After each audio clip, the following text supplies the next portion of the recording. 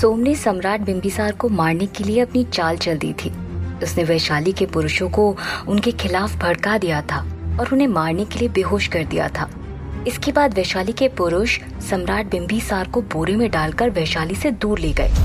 इसी बीच जब सोम वापस नीलपद महल पहुंचा तब तक आम्रपाली सो चुकी थी। वो अब सुलोचना के वेश में था। वो आम्रपाली के कक्ष में गया। आम्रपाली नींद में थी, इसलिए उसे उसके आने की आहट सुनाई नहीं दी। सोम आम्रपाली के पास जाकर बैठ गया और उसके चेहरे को ध्यान से देखने लगा।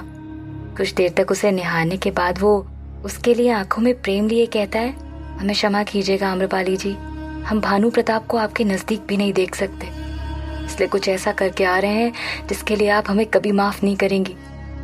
परंतु हम पर पूरा भरोसा रखिए, हम आपको कभी भी दुखी नहीं करेंगे। हम आपको हमेशा खुश रखेंगे। जितना सुरक्षित आप भानु प्रताप के पास महसूस करती हैं, उससे कहीं ज्यादा सुरक्षित आप हमारे साथ महसूस करेंगी। इतना कहकर सोम वहां से जाने लगा, लेकिन तभी उसने देखा कि पीछे सरना खड़ी थी। सरना को अचानक वहां देखकर सोम सकपका गया। सरना अपने दोनों हाथ बांधकर उसकी आंखों में बड़े ध्यान से देख रही थी, जैसे वो उसकी अंतरात्मा तक झांक रही हो। सोम अब घबरा रहा था। उसने अपनी नजरें सरना से हटा ली और मनी मन कहा, सरना जी मुझे इस तरह क्यों देख रही हैं? कहीं उन्होंने मेरी बातें तो नहीं सुन ली? तभी सरना अपनी कड़क आवाज में कहती है, इतनी रात को तुम देवी आम्रपाली के कक्ष में क्या कर रहे हो? सोम के चेहरे से पसीना छूटने लगा था। उसने लड़खड़ाते हुए शब्दों में कहा, मैं बस आम्रपाली जी से बात करने आया था। इतनी रात को? हाँ, वो कल। सोम ने कह तो दिया था कि वो आम्रपाली से बात करने आया था, लेकिन सरना से क्या कहे उसे खुद कुछ समझ नहीं आ रहा था।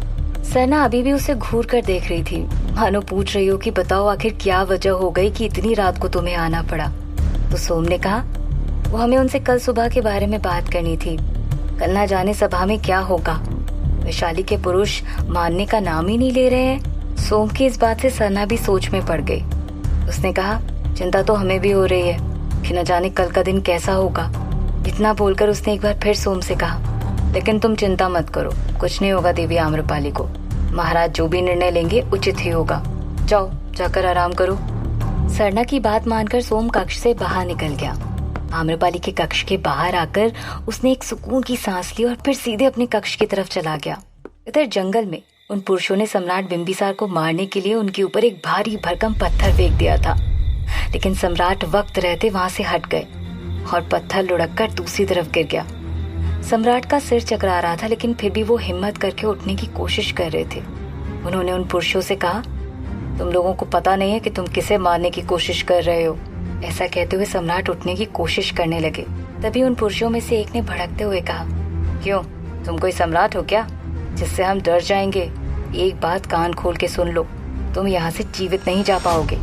ऐसा कहते हुए उसने एक बार फिर भारी भरकम पत्थर उठाया और कहा, आम्रपाली हमारी नगर वधू है और उसे कोई भी वैशाली से नहीं ले जा सकता।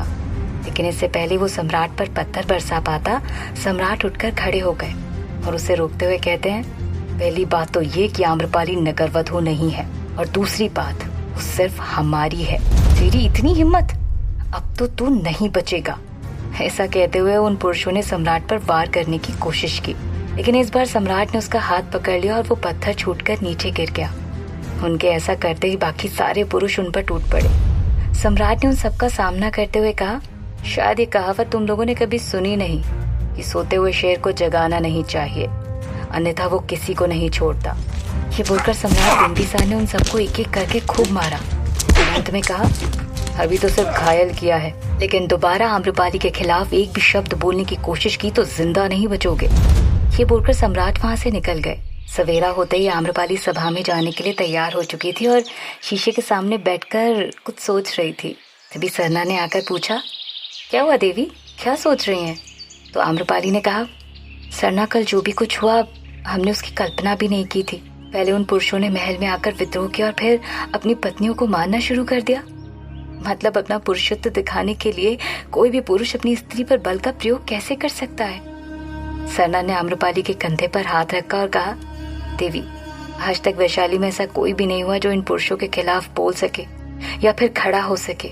आप वो पहली हैं जिन्होंने न सिर्फ इस दलदल में अपना पैर डाला है, बल्कि इसे साफ करने की आप कोशिश भी कर रही हैं। तभी आम्रपाली ने कहा, अच्छा हुआ वक्त रहते हमने पिताजी को आचार्य कुमार भट्ट के पास भेज दिया, अन्यथा कल की स्थिति देखकर तो वो और भी ज्यादा मायूस हो जाते। अब हम उन्हें तब तक यहाँ नहीं बुलाएंगे जब तक हम सभी की सुरक्षा सुनिश्चित नहीं कर लेते।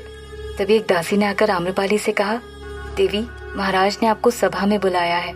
आज सभा इतनी जल्दी कैसे शुरू हो गई? सरना ने खिड़की से बाहर सूरज की रोशनी की तरफ देखकर कहा। उस दासी ने कहा, वैशाली के पुरुषों के मुखिया सभी पुरुषों के साथ सुबह से ही आकर राजमहल के बाहर बैठे हुए हैं, इसलिए महाराज को सभा जल्दी शुरू करनी पड़ी। आम्रपाली ने दासी को वहां जाने के लिए कहा और फिर सरना से कहा, इन वैशाली के पुरुषों को हम कभी क्षमा नहीं करेंगे। ऐसा कहते हुए सरना और आम्रपाली सभा के लिए निकल गए। यहाँ सभा में सारे सभा सदस्य, मंत्रीगण और वैशाली के पुरुष उपस्थित थे। महाराज अभी तक नहीं आए थे। आम्रपाली सभा में आकर सीधे अपने स्थान पर जाकर बैठ गई। वहाँ उपस्थित सभी वैशाली के पुरुष उससे क्रोधित नजरों से देख रहे थे। तभी सोम भी सुलोचना के वेश में वहाँ आ गया और आम्रपाली के बगल में जाकर खड़ा हो गया।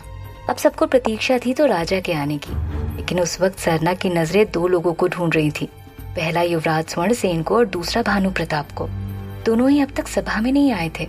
उसने अपने मन में कहा, युवराज यहाँ नहीं है ये तो हमें समझ में आता है, क्योंकि वो राजकुमारी मुकुंदा और मणिधर के साथ वक्त व्यतीत कर रहे होंगे। लेकिन भानु प्रताप जी, वो यहाँ क्यों नहीं है?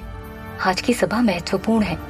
महाराज आज क्या निर्णय लेंगे उन्होंने ये जानना जरूरी नहीं समझा क्या? इधर वैशाली के पुरुषों को पूरा यकीन था कि महाराज उनके पक्ष में ही निर्णय लेंगे, क्योंकि नगरवधु का नियम उन्होंने ही चलाया था। वहीं सरना के मन में सिर्फ यही चल रहा था कि महाराज आम्रपाली के पक्ष में बोलेंगे, क्योंकि यहाँ एक स्त्री के सम्मान का सवाल था। कुछ ही देर में महाराज ने महारानी के साथ सभा में प्रवेश किया। महाराज आगे चल रहे थे और महारानी पीछे पीछे। उनके आते ही वहाँ उपस्थित हर एक व्यक्ति उनके सम्मान में खड़ा हो गया। राजा अपने सिंहासन पर जाकर बैठ गए और वैशाली के पुरुषों की तरफ इशारा करते हुए कहा, आप लोग आकर चाहते क्या हैं? कब बंद करेंगे बात बात पर विद्रोह करना? हमने आप लोगों पर लगा हुआ कर भी पूरी तरह से माफ कर दिया है। यहाँ तक कि आप लोगों को बिना ब्याज के ऋण भी उपलब्ध करा रहे हैं। इसके बावजूद भी आप लोग ऐसी स्थितियाँ उत्पन्न कर देंगे कि हमें अपने ही निर्णय पर विचार करना पड़ जाए। महाराज के शांत होते ही वैशाली के मुखिया खड़े होकर कहते हैं, क्षमा चाहता हूँ महाराज। हाँ, ये सत्य है कि आपने हमें कर मुक्त करके हम सबका हित सोचा है, परंतु यहाँ पर सवाल उन नियमों का है जो आपने स्वयं नगरवधु के लिए बनाए थे। पहली बात, एक नगरवधु हमें कभी ना नहीं कर सकती, परंतु उसके बावजूद भी हमें ये सुनना पड़ा। तो फिर इन नियमों का क्या अस्तित्व? जब नगरवधु अपना दायित्व निभाना नहीं चाहती तो इसका मतलब साफ है कि वो आपके बनाए हुए नियमों का उल्लंघन कर रही है। आम्रपाली चुपचाप बैठी हुई थी और उन पुरुषों की तरफ घृणा भरी नजरों से देख रही थी। वैशाली के राजा ने कहा, हाँ, हमने जो नियम बनाए हैं वो सब सत्य हैं, परंतु आप लोग ये कैसे भूल सकते हैं कि देवी आम्रपाली के महल में जाना है या नहीं? ये निर्णय हमने देवी आम्रपाली पर छोड़ा था।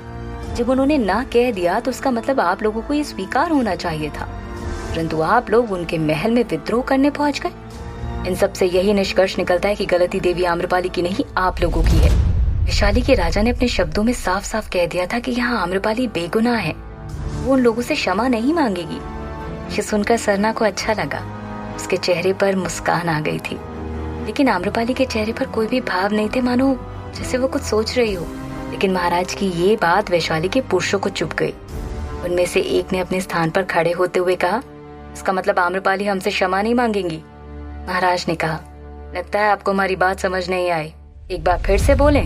वो पुरुष ये सुनकर भड़क गया और उसने कहा, महाराज, यहाँ हम पुरुषों के सम्मान का सवाल है, हम एक स्त्री के आगे झुक नहीं सकते। आप आम्रपाली से कहिए कि वो हमसे क्षमा मांगे, अन्यथा। उस पुरुष ने जैसे ही अन्यथा कहा, महाराज क्रोधित होकर अपने सिंहासन से उठ खड़े हुए और अपनी आंखें बड़ी करते हुए उस पुरुष से कहा, अब अपनी सीमा में रहिए। यहाँ देवी आम्रपाली की कोई भी गलती नहीं थी, वो निर्दोष है। विद्रोह आप लोगों ने किया था, इसलिए फालतू की जिद छोड़ दीजिए, अन्यथा हमें मजबूरन आप लोगों के ऊपर कर लगाने पड़ेंगे और जितने भी ऋण हमने माफ किए हैं वो सभी आपको ब्याज सहित चुकाने पड़ेंगे, वो भी 1 सप्ताह के अंदर। और यदि आप लोगों ने ऐसा नहीं किया तो उसका परिणाम आप भली भांति जानते हैं। महाराज को क्रोध में आता हुआ देखकर वैशाली का वो पुरुष बैठ गया, लेकिन उसका क्रोध अभी शांत नहीं हुआ था। आम्रपाली चुपचाप उसकी तरफ देख रही थी। महाराज ने आम्रपाली से कहा, देवी, कल जो भी कुछ हुआ वो शायद हमारी ही दुर्बलता का परिणाम है। यदि हमने अपनी प्रजा को इतनी छूट ना दी होती तो शायद कल ऐसा नहीं हुआ होता कुछ भी, परंतु आप निश्चिंत रहिए, अगली बार ऐसा कुछ भी नहीं होगा।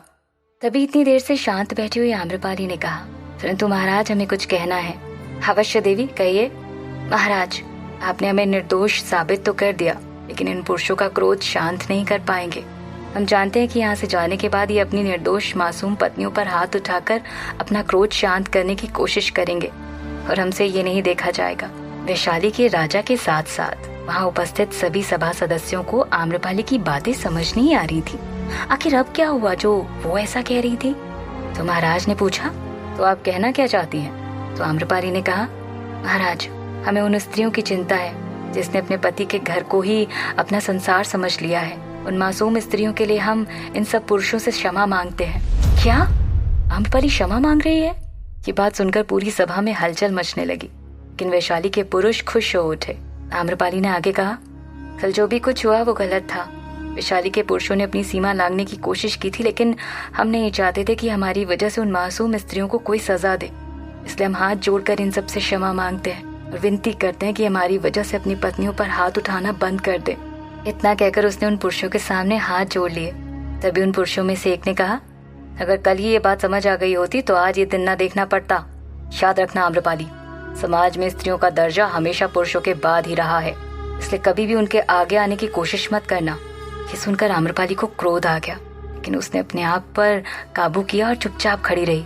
तभी एक पुरुष ने उसका मजाक उड़ाते हुए कहा, चलो देर से ही सही तुम्हें समझ तो आया कि पुरुषों से सिर झुकाकर बात की जाती है। ये सुनकर सरना भड़क उठी।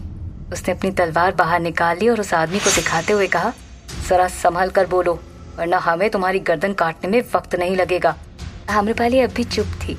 अगले ही पल एक पुरुष ने अपनी सारी सीमाओं को लांघते हुए कहा, चलो अब आम्रपाली ने माफी मांग ही ली है तो कल से हम उनसे मिल सकेंगे। तो आम्रपाली जी, अब सच संवर कर हमारे स्वागत की तैयारियां कीजिएगा। ये बोलते हुए वो उसे घृणित नजरों से देखने लगा, जो कि आम्रपाली के बर्दाश्त से बाहर था। अगली पल उसने कहा, तो फिर बताओ हम कब आ जाएं? उस आदमी की ये बात आम्रपाली के हृदय को चीर गई। उसने सरना के हाथ से तलवार लेकर भरी सभा में उस पुरुष की गर्दन पर रखी। ये देख पूरी सभा उठ खड़ी हुई। हर कोई घबराई हुई नजरों से आम्रपाली को देखने लगा। क्या आम्रपाली का पूरी सभा में ऐसा करना उचित था? आखिर सम्राट बिंबिसार कहाँ रह गए थे? क्या वक्त रहते वो आम्रपाली के पास पहुँच पाएंगे? क्या होगा कहानी का अगला मोड़? जानने के लिए सुनते रहिए।